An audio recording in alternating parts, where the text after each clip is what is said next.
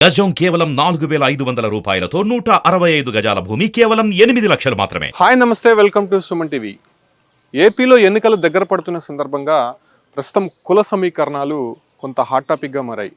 అంటే కాపులే డిసైడింగ్ ఫ్యాక్టర్గా ఉన్నటువంటి చాలా నియోజకవర్గాల్లో అసలు కాపు నేత ముద్రగడ పద్మనాభం ఏ వైపు నిలిపోతున్నారో ప్రస్తుతం చర్చనీయాంశంగా మారుతోంది. అంటే ఇప్పటివరకు కూడా కొంత సందిగ్ధంలో ఉన్నటువంటి ముద్రగడ పద్మనాభం వైసీపీలో సీటు దొరక్కపోవడంతో జనసేన వైపు చూస్తున్నట్టుగా కూడా కొన్ని కామెంట్స్ వినిపిస్తున్నాయి. అసలు అందులో వాస్తవం ఎంత అనే విషయాలపైన మనతో మాట్లాడడానికి జనసేన పార్టీ రాష్ట్ర అధికార ప్రతినిధి కీర్తన మనతో ఉన్నారు. మేడం నమస్తే. అసలు ఏంటి ముద్రగడ పద్మనాభం మీ పార్టీలోకి వస్తున్నారంట కదా, అప్పుడంతా విమర్శలు చేశాడు, మళ్ళీ ఇప్పుడు పార్టీలోకి వస్తే మీరు ఆహ్వానిస్తారా ఆయన్ని? మీరు ఒక విషయం గుర్తుపెట్టుకోవాలి, పార్టీలోకి ఎవరైనా రావచ్చు. అంటే పవన్ కళ్యాణ్ గారి భావజాలాలు సిద్ధాంతాలకు అనుగుణంగా పనిచేయడం కోసం ఉండేవాళ్ళు ఎవరైనా పార్టీలోకి రావచ్చు. మేము ఆహ్వానం పలుకుతాం, మా వాకిళ్ళు ఎప్పుడు తెచ్చే ఉంటాయి. ఇక్కడ ముద్రగడ గారు వస్తున్నారన్న ఊహాగానాలు అయితే ఉన్నాయి. ఆయన అధికారిక ప్రకటన ఇచ్చి పార్టీలో జాయిన్ అయిన రోజు మనం దాని గురించి బలంగా మాట్లాడగలుగుతాం. ఆయన ఎందుకు వస్తున్నారు కూడా ఆయన చెప్పాలి. ఫస్ట్ 2014లో టీడీపీ జనసేన కలిసి పోటీ చేశాయి. అప్పుడు ఆయన పెద్ద ఎత్తున ఉద్యమం చేపట్టాడు. బీసీలలో చేర్చాలి కాపులను అనేటువంటి ఇష్యూ పైన స్టేట్ వైడ్గా కూడా కొద్దిగా ఆందోళన ఎక్కువైంది. తునిలో రైలు ఘటన కూడా జరిగినటువంటి పరిస్థితి. సో ఆ సందర్భంగా విమర్శించినటువంటి ముద్రగడ పద్మనాభం ఇప్పుడు ఎందుకు ఈ 5 సంవత్సరాలు సైలెంట్గా ఉన్నాడంటే ఏం చెప్తారు? మీ క్వశ్చన్లోనే ఆన్సర్ ఉంది. అసలు ఉభయ గోదావరి జిల్లాల్లో ఈ మధ్య రోజుల్లో మనం గమనిస్తే చాలా నానుడి అంటే ముద్రగడ గారి వ్యతిరేకత ఎక్కువగా ఉంది. ఎందుకంటే అది ఆయన సైలెంట్గా ఉండిపోవడం, అధికార పార్టీని అసలు ప్రశ్నించకపోవడం, అసలు కాపుకి జగన్మోహన్ రెడ్డి గారు చేస్తానన్న హామీలు చేయకపోయినా, కాపు కార్పొరేషన్ నిధులు డైవర్ట్ అవుతున్నా, కాపుల సంక్షేమం కోసం ఎటువంటి కార్యాచరణ లేకుండా, అసలు నిధులు ఇస్తానన్నవి కూడా ఇవ్వకుండా 10,000 కోట్లు ఉన్నా కూడా ముద్రగడ గారు ఎక్కడ ఆయన గురించి ప్రస్తావించకపోవడమే ఉభయ గోదావరి జిల్లా తీవ్ర వ్యతిరేకత ఉంది. ఈరోజు మీరు గమనిస్తే పవన్ కళ్యాణ్ గారిని వ్యక్తిగతంగా విమర్శించినా కూడా పవన్ కళ్యాణ్ గారు ప్రతి ఒక్కరికి న్యాయం చేస్తూ పెద్దన పాత్ర పోషించే విధంగా మాట్లాడుతున్నారు. కాబట్టి కాపు కులస్తులు అందరూ పవన్ కళ్యాణ్ గారికి మద్దతు తెలుపుతున్నారు. సో అందులో భాగంగానే పెద్దన్న పాత్ర పోషిస్తూ పెద్దరికాన్ని కాపాడుకోవడం కోసం ముద్రగడ గారు ఏమన్నా జనసేన పార్టీలో చేరడానికి ఇంట్రెస్ట్ చూపిస్తున్నారని అక్కడున్న సమాచారం అండి. అంటే సామాజిక న్యాయం కోసం ముద్రగడని జనసేనలో పార్టీలో చేర్చుకుంటున్నారా, లేకపోతే అది రాజకీయంగా ఆయన ఓట్లు లబ్ధి పొందుతుంది అంటే ఆయనకు వస్తే చాలా వర్గాలు కూడా జనసేన వైపు చూస్తాయని చెప్పేసి రాజకీయ లబ్ధి కోసం చేర్చుకుంటున్నారంటారా? ఫస్ట్ థింగ్ మీరు ఆలోచించాల్సిందంటే పవన్ కళ్యాణ్ గారు పెద్దన్న పాత్ర పోషించండి అన్న రోజే కాపు కులస్తుల్లో ఐక్యత పెరిగింది. ప్రతి ఒక్క కాపు కులస్తుడు ఈరోజు అధికారం దిశగా అడుగులేస్తూ ప్రజలకి సంకీర్ణమైన ప్రభుత్వాన్ని అందిస్తూ మంచి చేయాలన్న దిశగా అడుగులేస్తున్నారు. అంటే కాపుల్లో యూనిటీ వచ్చేసింది. ఈరోజు వాళ్ళ కుల పెద్దలు ఏదో వచ్చేస్తే కొత్తగా ఒరిగేది పోయేది ఏమీ లేదు. ఇక్కడ కుల పెద్దలుగా వాళ్ళ మర్యాద కాపాడుకుంటూ వాళ్ళ కులానికి వన్న తెచ్చే విధంగా ఉండాలన్న ఇంటెన్షన్తో వాళ్ళు రావాలి. అంటే ముద్రగడ పద్మనాభం పోరాటం న్యాయమే అంటారా? అప్పట్లో అది ఆయన నమ్ముకున్న ప్రజలు, ఆయన నమ్ముకున్న ఎవరైతే ఉన్నారో వాళ్ళు చెప్పాలి. ఎందుకంటే నమ్ముకున్న ప్రజలు కాదు, కేవలం ఒక సామాజిక వర్గం. అక్కడ కొంతమంది బలంగా ఆయన సపోర్ట్ చేసిన వాళ్ళు ఉన్నారు, కొంతమంది మాతో కూడా గొడవ పడిన వాళ్ళు, విభేదించిన వాళ్ళు కూడా ఉన్నారు. వాళ్ళందరికీ గమనించి ఆయన చెప్పాలి, నిజంగా ఆ ఫైట్ రియాలిటీగా జరిగిందా, నిజంగా అక్కడ కరెక్ట్ గా పని చేశారా, అలా అంత నిజాయితీగా పని చేసినట్టు ఈ 4 సంవత్సరాలు ఎందుకు సైలెంట్ గా ఉన్నారు, ఇప్పుడు ఎందుకు బయటకు వస్తున్నారు, ఇవన్నీ అక్కడ ఉన్న వాళ్ళు చెప్పాలి. ఎందుకంటే వ్యతిరేక వర్గం ఊరికే రాదు, ఏదో తప్పులు జరిగి ఉంటేనే వస్తాయి. కనుక ముద్రగడ గారికి నేను ఒకటి చెప్పదలుచుకున్నాను, మనం కాపు కులస్తులుగా మీరు కాపు కులానికి న్యాయం చేయాలనుకున్న రోజు బయటకు వచ్చి ఐక్యతగా అందరితో పాటు ఈరోజు మద్దతు తెలపండి.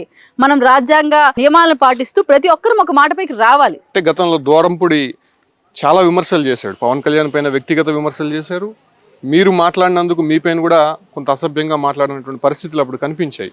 సో ఆయనకి సపోర్ట్గా ముద్రగడ పద్మనాభం ఉన్నాడనేటువంటి విషయం అందరికీ తెలిసిందే. అక్కడ జరిగినటువంటి ఒక డీల్ కూడా బయటపడింది. కేవలం 35 లక్షలకే 75 లక్షల విలువ గల ఒక ఫ్లాట్ను కూడా ఆయన గిఫ్ట్గా ఇచ్చారనేటువంటి ప్రచారం కూడా బాగా జరిగింది. సో అంత క్లోజ్గా ఉన్నటువంటి ముద్రగడ పద్మనాభం వైసీపీకి జనసేన పార్టీలోకి వస్తే నిజంగా అది మైనస్ అవుతుందని చాలా మంది చెప్తున్నారు. మీరు ఒక విషయం అర్థం చేసుకోవాల్సింది ఏంటంటే ఆ రోజు ఒక లేఖ కూడా రాశారు కళ్యాణ్ గారికి, మనం గమనిస్తూనే ఉన్నాము. కానీ కళ్యాణ్ గారు ఏమన్నారో కూడా మీకు తెలుసు, ఎవరిని కూడా ఆయన్ని ఏమనకండి, మనం ఆయన పెద్ద ఆయన గౌరవిద్దాము అనే మాటే ఆయన అన్నారు. కానీ ద్వారంపూడి గారు ఆ నియోజకవర్గం చేసిన అన్యాయాల గురించి మాత్రమే పవన్ కళ్యాణ్ గారు ప్రశ్నిస్తూ మాట్లాడారు. దానికి ఆన్సర్ చేసుకునే దమ్ము లేక ద్వారంపూడి గారు సైలెంట్ అయ్యి ముద్రగడ గారిని ప్రోత్సహించిన వైసీపీ క్యాడర్ ఈయనను పంపించి ఒక లేఖ రాయించి పవన్ కళ్యాణ్ గారి మీద విషమెత్తిగా మాట్లాడారు. కానీ ఇక్కడ అర్థం చేసుకోవాల్సింది ఏంటంటే అసలు ప్రశ్నించాల్సింది ఏ పార్టీని, ప్రశ్నించేదగా విషయాలు చేస్తున్నది ఏ పార్టీ. సో ఆ పాయింట్ ఆఫ్ వ్యూలో ఆలోచిస్తే ముద్రగడ గారు అక్కడ ఫెయిల్యూర్ అయ్యారు. అక్కడే ఆయనకు వ్యతిరేకత జ్వాల భయంకరంగా పెరిగిందండి ప్రజల కులస్తుల్లో కూడా. మీరు ఉభయ గోదావరి జిల్లా ఇంత వ్యతిరేకత ముద్రగడ గారికి ఎందుకు వచ్చిందంటే అటువంటి లేఖలు, పనికిమాల లేఖలు పవన్ కళ్యాణ్ గారికి రాయడం, పవన్ కళ్యాణ్ గారిని ప్రశ్నించడం. ఇప్పుడు ఆయన పరివర్తన చెంది జగన్మోహన్ రెడ్డి గారు చేసిన అన్యాయాలలో చాలా బాధితులు కాపు కులస్తులే ఉన్నారు, ఒక ఓట్ బ్యాంక్ కింద మాత్రం వాళ్ళు చూశారు అన్న విషయంని ఆయన గమనించినట్లు ఉన్నారు. అలాగే కొంతమంది ఇంకొక కోణం కూడా చెప్తున్నారు, సీట్ అడిగితే ఇవ్వలేదంట అందుకే వస్తున్నారంట అని. మేమైతే ఒకటే చెప్తాం, జనసేన పార్టీ కులానికి న్యాయం చేస్తూ కుల పెద్దగా నువ్వు ఉంటూ అందరినీ కలుపుకొని పోతానంటే ఖచ్చితంగా రెడ్ కార్పెట్ వేసే మేము వెల్కమ్ చెప్తాం. మొదటి నుంచి కూడా కాపులను అడ్డం పెట్టుకొని ముద్రగడ పైకి రావాలని చూశారు. ఆయన సామాజిక వర్గాన్ని, ఆయన బలాన్ని రాష్ట్రంలో ఉన్నటువంటి అధికార పార్టీకి కావచ్చు, అంటే కీలక నేతలకి చూపించాలనేటువంటి ఒక ఆలోచనతోనే కాపులని పావులుగా వాడుకున్నారనేటువంటి ఒక విమర్శ ఉంది. దానికేం చెప్తారు? చాలా మంది ఈ విమర్శ నాతో కూడా వ్యక్తపరచడం జరిగింది. ఎందుకంటే కులాన్ని వాడుకొని ఎదుగుతున్నారు తప్ప కులానికి వన్న తెచ్చే వాళ్ళైతే ఇప్పుడు లేరు. ఒక రంగా గారిని చూసాం, దాంట్లో చిరంజీవి గారిని, పవన్ కళ్యాణ్ గారిని ఇప్పుడు చూస్తున్నాము. మిగతా వాళ్ళందరూ ఆ కులాన్ని వాడుకొని ఎదుగుతున్నారు, కులానికి వన్న తేవట్లేదు అని. కనుక ఆయన ఇప్పటికైనా ఆయన మీద ఉన్న భావనని పోగొట్టుకోవడం కోసమైనా అందరితో కలిసికట్టుగా వచ్చి ఆ కులానికి వన్న తెస్తూ పెద్దన్న పాత్ర పోషించి పక్క కులాలని కూడా కలుపుకొని వాళ్ళ అభ్యున్నతి కూడా పాటుపడే విధంగా ముద్రగడ గారు ఆలోచిస్తారని ఆశిస్తాను. తుని రైలు ఘటనలో ఆయన పైన పెట్టినటువంటి కేసులు వైసీపీనే పూర్తి స్థాయిలో కొట్టించింది. దానికే ఆయన సపోర్ట్ చేస్తూ ఉన్నాడు అనేటువంటి కామెంట్స్ కూడా అప్పుడు వినిపించాయి. జరిగినటువంటి వాస్తవాలు కూడా అవే అన్నట్టుగా కూడా చాలా వరకు ప్రచారాలు జరిగాయి. సో ప్రస్తుతం ఆయన వైసీపీని వీడుతున్నట్టు స్పష్టమైనటువంటి ఒక క్లారిటీ వచ్చింది. ఆయన త్వరలోనే చేరబోతున్నాడు అనేటువంటి విషయం మాత్రం క్లారిటీ వచ్చింది. కాకపోతే హరిరామ జోగయ్య మాత్రం కొంత ఆ రాకని వ్యతిరేకిస్తున్నాడు, ముద్రగడ పద్మనాభంని తీవ్ర విమర్శలు చేస్తున్నారు. సో ఈ రెండు నేతల మధ్య ఘర్షణ జనసేన పార్టీకి నిజంగా మైనస్ అవుతుందని చాలా మంది చెప్తున్నారు కదా.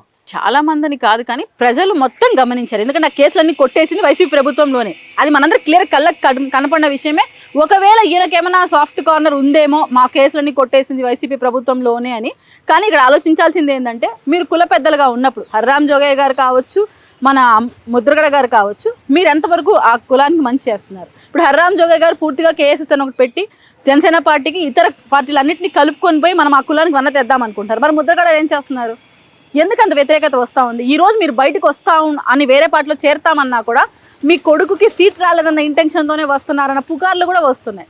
సో ఇటువంటి స్వార్థ రాజకీయాలు మీ పైన ఆరోపణలుగా వస్తున్నప్పుడు మీరు దాన్ని రెక్టిఫై చేసుకొని మీరు ఒక బహిరంగ ప్రెస్ మీట్ పెట్టి మీరు ఎందుకు ఆ పార్టీని వ్యతిరేకిస్తున్నారు, ఎందుకు బయటకు వస్తున్నారు అని మీరు స్పష్టంగా తెలియజేసి ఇప్పటికైనా కులానికి న్యాయం చేసే విధంగా అందరం కలిసి పాటుపడి అందరినీ కలుపుకుందామని ఆకాంక్షిస్తున్నాను. అంటే హరిరామ జోగయ్య ఇప్పుడే ఒక లేఖ కూడా రాశాడు.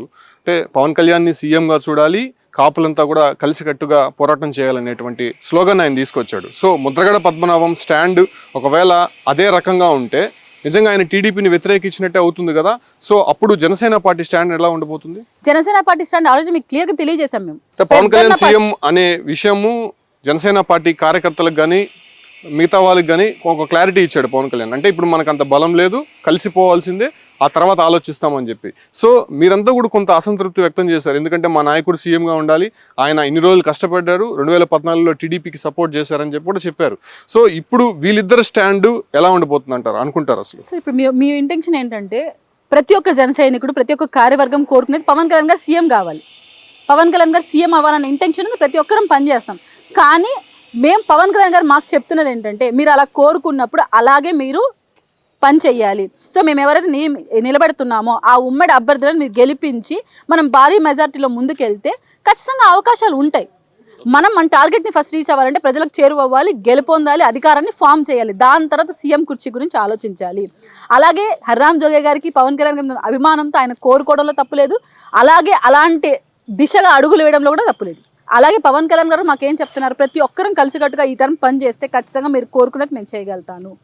అలాగే ముద్రగడ గారు కూడా ఆలోచించాల్సింది ఏంటంటే, పవన్ కళ్యాణ్ గారి మాట, ఇట్లా హరిరామ జోగయ్య గారన్నా ముద్రగడ గారు కన్నా పవన్ కళ్యాణ్ గారి మాట ఏంటి, పెద్దన్న పాత్ర పోషిస్తూ అన్ని కులాలకి సమన్యాయం చేద్దాం, ఒక కాపు కులస్తులే కాదు అన్ని కులాలకి సమన్యాయం చేస్తూ అందరినీ కలుపుకొని పోయే దిశగా, అభివృద్ధి దిశగా అడుగులేద్దాం. మీరు పెద్దన్న పాత్ర అంటున్నారు, ప్రతిసారి కూడా ఏదో ఒక పార్టీకి కొమ్ము కాయడము, ఆ తర్వాత అధికారం చేపట్టిన తర్వాత ఎవరి దారి వాళ్ళే చూసుకోవడం అనే తంతుగా కాపు సామాజిక వర్గానికి సంబంధించి ఆ పెద్దలు కూడా అలాగే రాజకీయాలకి పూర్తిగా తలొగ్గి వెళ్ళిపోతున్నటువంటి పరిస్థితి. సో ఈసారైనా కొంత పక్కా ప్లాన్గా తమ సామాజిక వర్గానికి న్యాయం చేయాల్సినటువంటి అంశాలు కానీ లేకపోతే ఆ సీట్లు కానీ రావాల్సినటువంటి పదవులు కానీ ఆశించే అవకాశం ఉందంటారా?